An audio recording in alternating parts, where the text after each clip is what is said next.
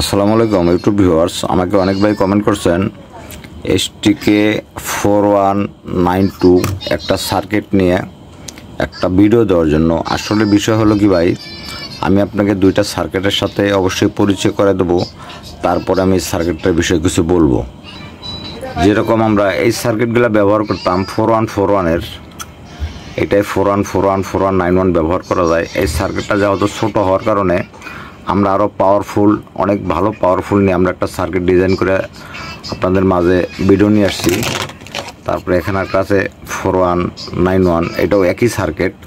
তো আমরা এই সার্কিটটাকে অনেকের কমেন্টের উপরে ভিত্তি করে আমরা আরও সুন্দর করে আপডেট করে ফিল্টারিং সহ, এটা কিন্তু ফিল্টারিং সহ ফিউজ সহ এটা অনেক ভালো পারফরমেন্স, অনেক শক্তিশালী।